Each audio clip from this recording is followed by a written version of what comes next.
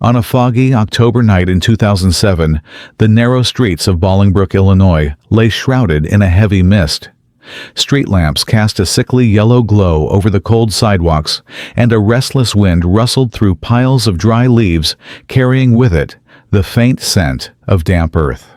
Stacy Peterson, just 23 years old, pulled her light blue jacket tight around her shoulders, her eyes flickering with unease as she stepped out of her home on Pheasant Chase. Her blue Pontiac Grand Prix sat waiting in the driveway, its windows clouded with dew. She glanced up at the second-floor window, where the light in her children's bedroom still glowed softly, then silently opened the car door and started the engine. Earlier, she had texted a friend saying she was heading to the church to talk with Pastor Neil Shorey about her failing marriage. That was the last time anyone saw Stacy Peterson alive. Hours later, Drew Peterson, her husband, a sergeant with the Bolingbrook Police Department, told everyone Stacy had run off with another man. Her father, Anthony Cales, slammed his fist on the police station desk when he heard those words. Neil Shorey, her confidant and pastor, only shook his head, his eyes red. No one believed Stacy would simply abandon her two young children without a word. Yet despite the family's pleas, her missing person case quietly faded from headlines. Year after year, Drew Peterson appeared on television, smiling smugly, taunting those who suspected him. And year after year, Anthony returned to his daughter's empty house with a fresh bouquet of flowers, vowing never to stop searching. Then, on a sweltering August morning in 2016, on a desolate Joliet drill site, the shriek of metal against steel shattered the silence. What lay buried deep beneath the earth, seemingly just another abandoned car, would turn out to be the key to a truth, long hidden, a truth that men with badges had sworn to keep buried forever. That October night inside the house on Pheasant Chase, Stacy Peterson stood at the bedroom window, quietly watching the streetlights flicker through the fog. The room was dark except for the soft glow of her children's nightlight upstairs. In that stillness, she caught her own reflection in the glass, a young woman of 23, her once bright eyes now dulled by fatigue and fear. She looked older than her years. Over 4 years of living with Drew Peterson had taught Stacy how to smile through the pain. In the beginning, Drew was charming, protective, ready to shield her from the world. But soon after their rushed wedding, when Stacy was just 19, his charm hardened into control. The pretty 3-story house became a gilded cage where every move she made was scrutinized. Whenever arguments broke out, Drew would remind her of his ex-wives, 3 divorces, and the accidental death of Kathleen Savio in a bathtub. Stacy had wanted to believe that Kathleen was just his past. But over time, she realized that past never really died. It shadowed her every step. Lately, Stacy had begun sneaking out to church, confiding in Pastor Neil Shorey. She told him she was scared, told him how Drew once said, "If you ever try to leave, you'll end up like Kathleen." Neil advised her to pack a bag, see a lawyer, prepare her documents. But Stacy hesitated. The children were small. She didn't want them to grow up in a broken home, though in her heart, she knew it was already broken. That night, while Drew was upstairs tending to his bonsai on the balcony, Stacy slipped on her jacket and descended to the garage. She grabbed her purse and phone, eased into her blue Pontiac Grand Prix, and started the engine. Through the misted windshield, she glanced one last time at Drew's silhouette above her, then turned away, easing down the driveway and into the heavy fog. A neighbor later recalled seeing Stacy's car slip around the corner just before 9 p.m., its taillights disappearing into the night. She never returned. The next morning, the house on Pheasant Chase was strangely quiet. The children still slept upstairs. Drew made a few phone calls, then informed the department that Stacy had run off with another man, Anthony Cales. Her father heard those words and felt as though something inside his chest had torn in two. He called everyone he could think of, tracked down friends, neighbors, anyone, then drove straight to the Bolingbrook police station and demanded a missing persons report. Over the next few days, police conducted perfunctory searches around Clough Stevens Lake and some nearby fields. Volunteers and family members plastered her face on posters and knocked on every door they could. But Drew kept smiling, calm as ever in front of cameras dismissing their suspicions. The way he sat on his living room sofa legs, crossed smirking at reporters when they asked about his missing wife, it made Anthony's fists clench. 3 weeks later, Stacy's file was quietly reclassified as a missing person without evidence of foul play. The investigation slowed, people went back to their lives, and her name became just another fading flyer on supermarket walls. But not for Anthony. 1 year passed, then 2, then 3. Every birthday, Anthony would return to her house and leave white lilies on the doorstep, clinging to a strange hope that someday she might open the door smiling and say, "Dad, you don't have to worry anymore." But the door stayed closed. Only the wind howled through the empty streets. 9 years crawled by in silence, until one sweltering August morning in 2016, 30 miles south of Bolingbrook, on a dusty Joliet oil field, the shriek of steel on steel rang out from deep underground.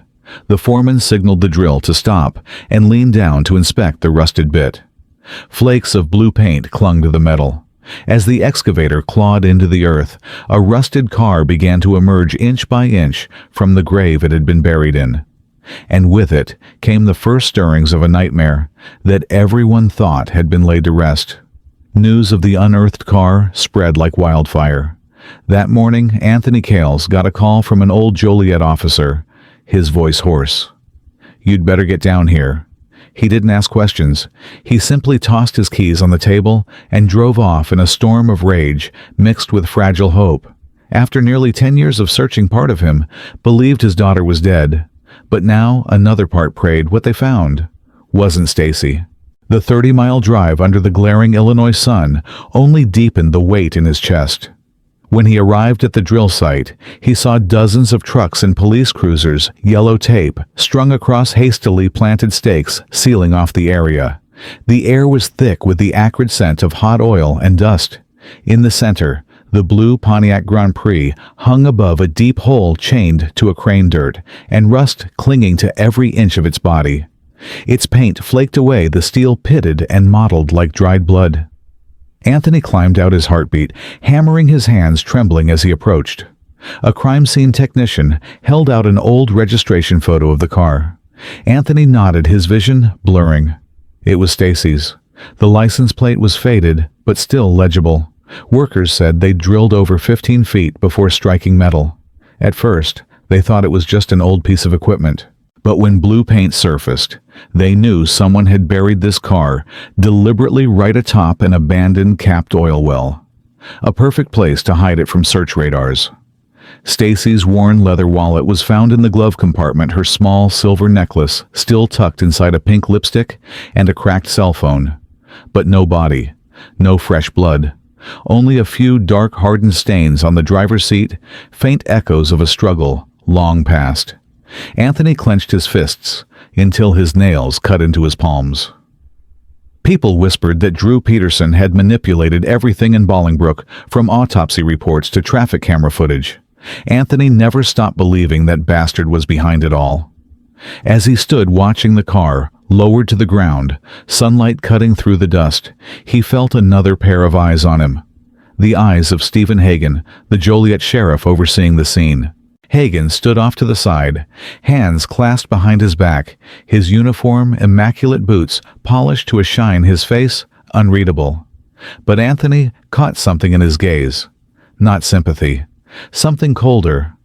All afternoon, Anthony lingered at the edge of the scene, watching as the forensic team bagged every scrap of evidence with meticulous care. He noticed Hagan on his phone, constantly speaking in low tones, his back to everyone else. Every so often, Hagan would glance his way, and their eyes would meet like drawn knives. When the workers began packing up and the trucks started rolling away, Anthony slowly returned to his own car. Inside him, the smoldering anger only burned hotter. He knew something was wrong. The way the car was buried exactly at the depth radar couldn't reach perfectly placed over an abandoned oil well, and why, for 9 years, no one had stumbled on it. People called it dumb luck, but Anthony knew better. Someone had planned this, had wanted Stacy to vanish from the face of the earth, leaving him to his knees, watching his life crumble.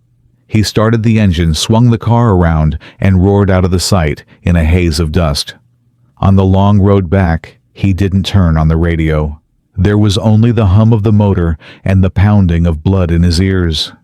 In the rearview mirror, he could still see the crane looming over the pit, the Pontiac dangling in the breeze. A grim reminder that somewhere out there Stacy was still waiting for him to find her. And this time he swore even if he had to tear Illinois apart piece by piece, he wouldn't let anyone bury the truth one more day. 9 years ago, when Stacy disappeared, Bolingbrook reeled in shock. But like every other tragic story, public interest eventually faded. After a few months of headlines, people returned to their routines. Whispers about Stacy became nothing more than idle gossip over beers or in grocery store aisles.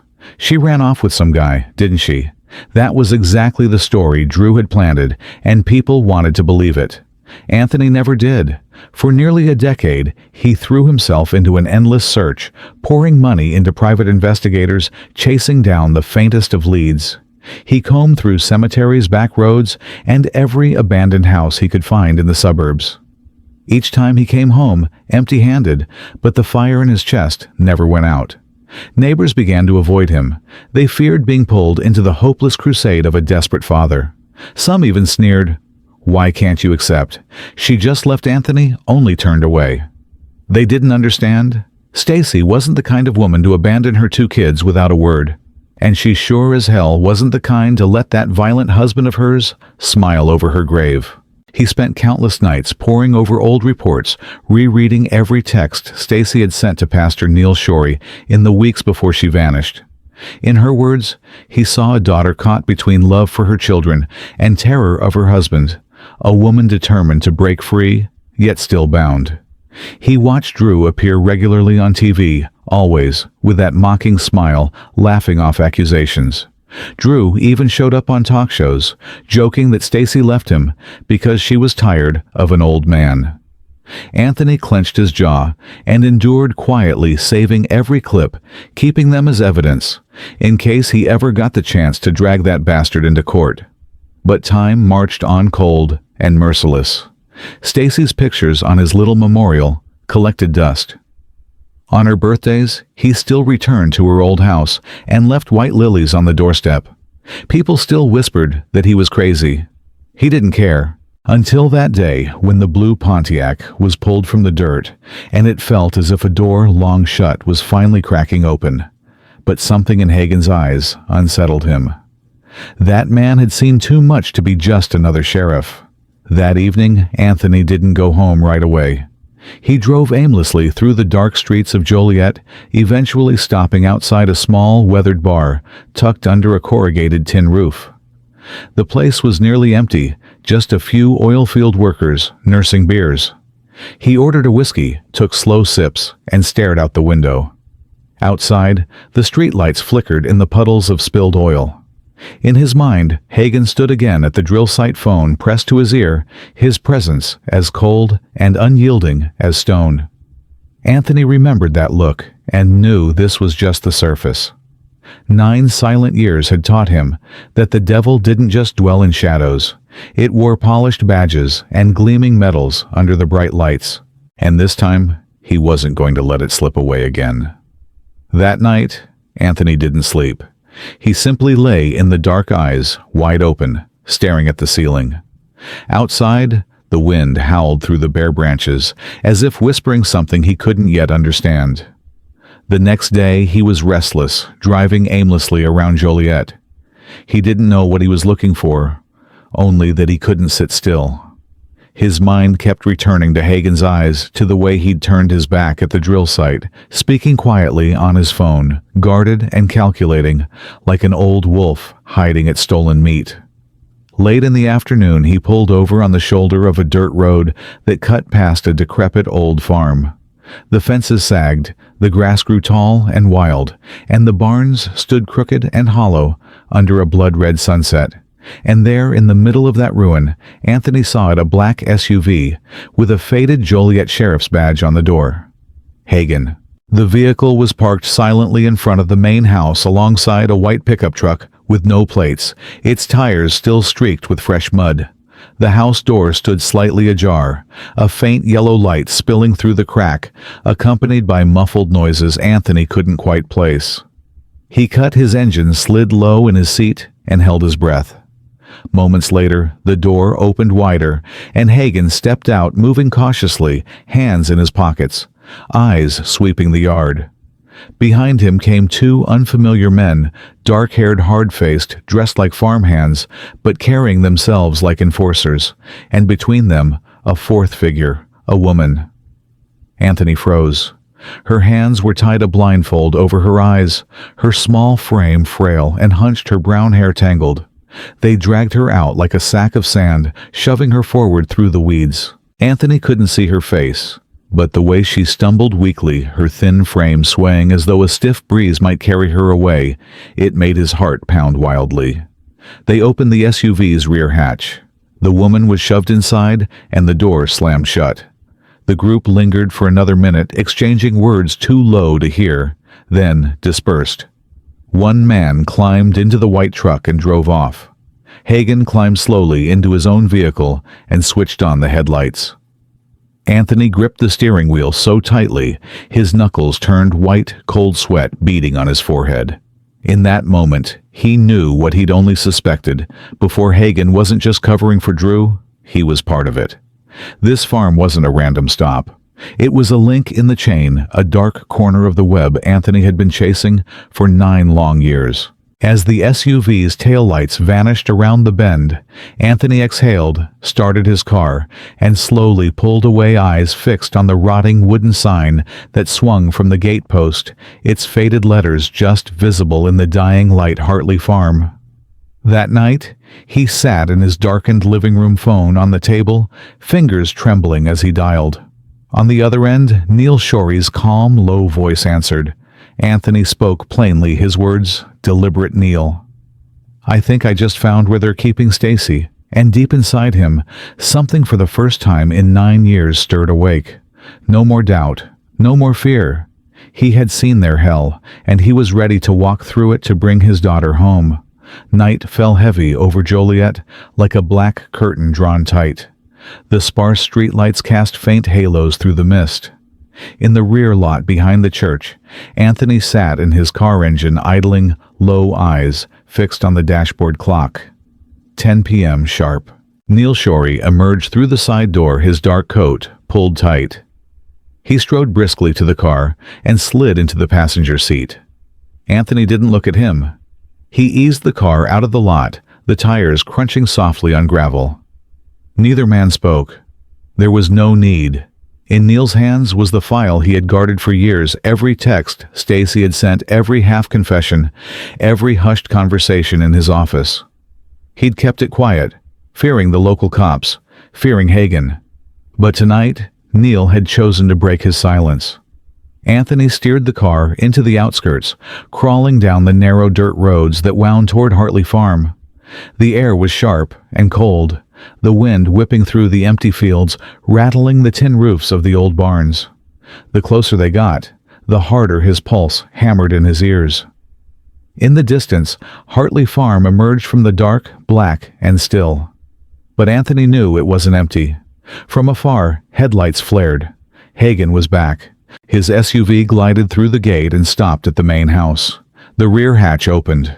Anthony killed his lights, cut the engine, and slipped out, crouching into the tree line near the gate. Neil followed silently, his breath white in the chill.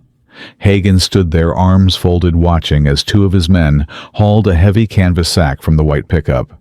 The sack writhed weakly, muffled whimpers coming from within. Anthony clenched his fists.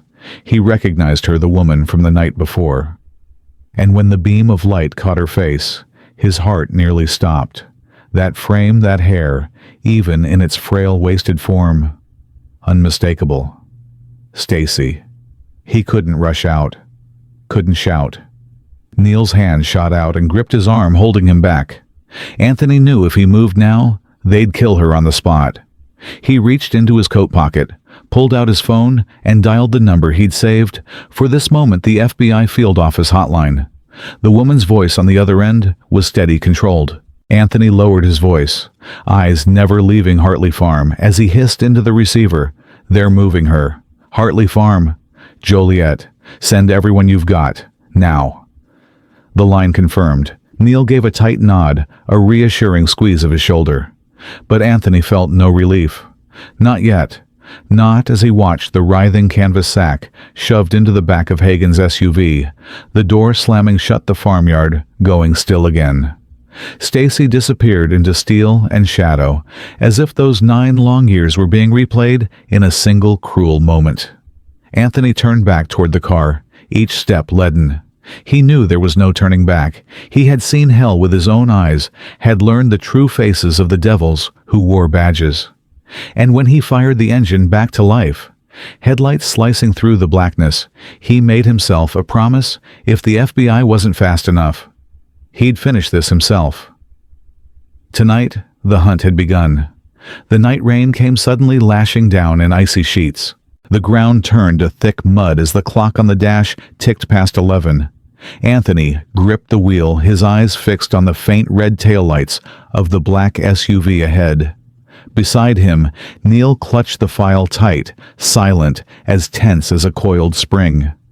In the rearview mirror, Anthony caught sight of 2 faint, flashing blue lights, keeping their distance. The FBI had arrived. They stayed back, careful, moving like phantoms through the storm. The tactical team was ready. Hagen's SUV turned onto a narrow service road, heading deeper into Hartley Farm. Ahead, the derelict barns and outbuildings shimmered under weak yellow floodlights, dark figures shifting in and out of sight. Anthony eased the car to a stop behind a stand of trees, his heart pounding, sweat trickling despite the chilled air fogging the windows. The first impact came with a sharp, metallic crack. From all sides, armored FBI trucks barreled in tires spitting water. Headlights blazed, white loudspeakers roared cold commands, FBI hands in the air, drop your weapons. Gunfire crackled from inside the barn, bullets tearing through tires, splattering mud. The FBI returned fire instantly, blue and red lights flashing like knives through the dark rain. Anthony flung his door open and slipped out, crouching behind a tree trunk, heart hammering under the wail of sirens and the staccato of rifles. He saw Hagen burst from the side door of the main house, dragging Stacy to her knees, her hands still bound, brown hair matted and slick with mud. Hagen pressed her close, using her as a shield, yanking her toward his vehicle. Stacy turned her terrified eyes, meeting Anthony's across the chaos. In that instant he saw it all, her pain, her despair, and impossibly the faintest flicker of hope. FBI agents advanced laser sights, glinting red voices shouting over the storm, demanding Hagen release her. But he clung to her, screaming back, his pistol pressed to her temple as he forced her backward, step by step. A massive explosion ripped through the stables, sending a plume of smoke and fire skyward.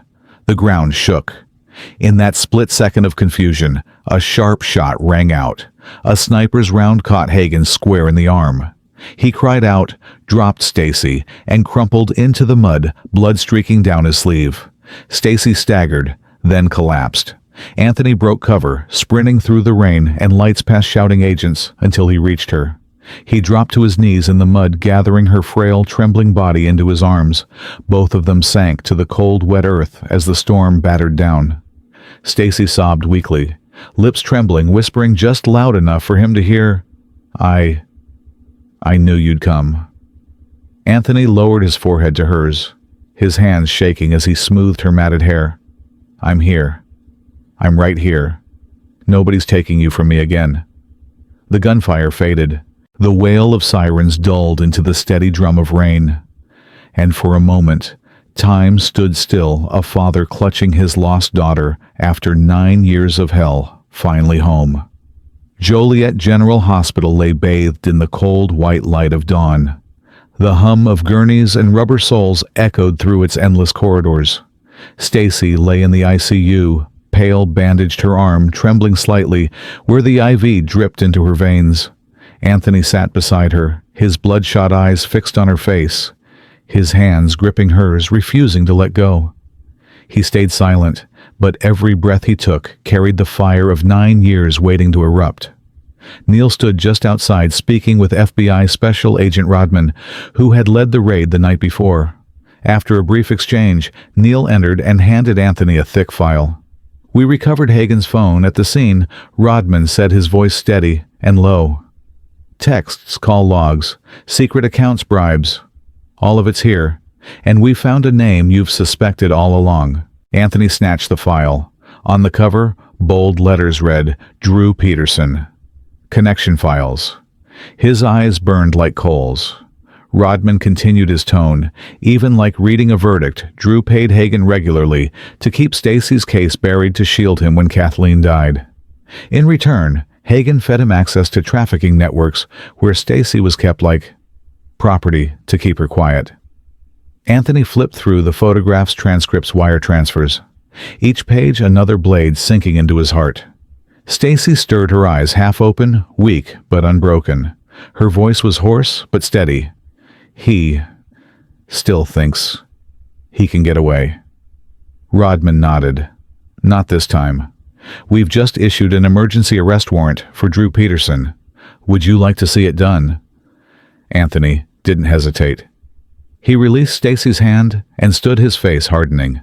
Stacy caught his hand one more time, her fragile smile flickering. "End him. For me." Anthony left the room, climbing into the black FBI armored SUV waiting outside. The rain had passed, and the sky above was a pale, cold silver. As they sped down the highway toward Bolingbrook, Rodman spoke only once. "He's not smiling anymore." The convoy stopped before the familiar red brick house, the same one where Anthony once stood, waiting for Stacy all those years ago. FBI agents in body armor swarmed up the porch, battering the door, their shouts cracking through the dawn. Drew Peterson was dragged out, his silver hair disheveled, wearing filthy striped pajamas. His eyes went wide, then dark as he spotted Anthony standing on the sidewalk, unwavering. No words passed between them, only two stares locked in silent combat. And Drew knew in that instant that this time it was over. Anthony stayed where he was watching as Drew was led away, his head bowed, handcuffs clinking against the porch steps. Anthony exhaled deeply, a single breath that carried 9 years of rage and pain with it. When the transport van finally disappeared around the corner, Anthony turned east. The sun was rising, casting faint golden streaks through the clouds. A new day had begun, and justice at last was starting to call the names of those who had once believed themselves untouchable. The FBI interrogation room in Chicago glowed under a cold yellow light that spilled over the scratched steel table. Stacy sat there, leaning back slightly, her thin face sharper now, her eyes regaining a faint glimmer of their former fire. In front of her, Rodman readied the recorder, his pen poised over his notebook. A female agent stood in the corner watching silently. Anthony sat quietly in the corner of the room, hands clasped tight, his gaze fixed on his daughter. He had waited nearly 10 years to hear what she was about to say, and each word she spoke cut through the silence like a blade slashing open the long shrouded truth of their family's nightmare. Her voice was hoarse-breaking at times, but steady. "That night, when everyone was asleep, he was waiting for me in the garage. Hagen. I didn't even have time to fight. He tied my hands, stuffed me into the trunk. I heard him call Drew, laughing. 'It's done.'" Anthony's fists clenched tighter, his knuckles white. Stacy closed her eyes, drew in a long breath, and went on. "They took me straight to the farm that same night. Hagen sold me to Salazar's men, the Mexican trafficker. In exchange, Drew got his shipments protected through Joliet. Hagen got his cut." Rodman scribbled quickly as she continued. Stacy's gaze locked onto his as she spoke slower. "Now I heard Drew say himself, 'Keeping me alive was better than killing me.' Any time my dad or the cops got too close, he'd just float a rumor I was still out there, and they'd back off. Psychological warfare." The room fell quiet, but for the scratching of Rodman's pen. Stacy pressed on, describing the bunker beneath Hartley Farm, the hidden cell where she was kept, moved from place to place to avoid detection. She spoke of nights being dragged out, forced on camera, threatened, then thrown back down like a chained animal. She paused, then stared straight into Rodman's eyes. Hagen. He liked to hurt me himself. He didn't kill me, but he killed the only person who ever helped me, a nurse in their network, who snuck me medicine when I got sick. He shot her in front of me and laughed. Anthony shot to his feet, his breath sharp, but Neil was already at his side, gripping his shoulder, steadying him. Anthony's eyes blazed through the glass toward Hagen, now sitting in the adjacent holding room, handcuffed, his face stone cold under the glow of the surveillance camera. When Stacy finished her testimony, the room fell silent. Only the soft hum of the tape recorder filled the air, still turning, still recording. She lowered her voice, but her words were firm. I want him to die in prison, him and every last one of them.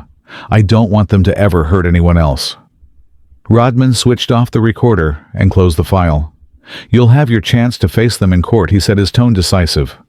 And I promise you this time, justice won't hesitate. Stacy turned to her father.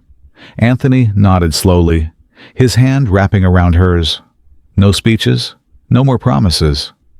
The truth had finally come out of the dark, and the badges they wore would no longer shield them. 3 months later, the Will County courtroom was packed. Winter sunlight streamed through the tall windows, casting pale golden streaks over the heavy wooden benches.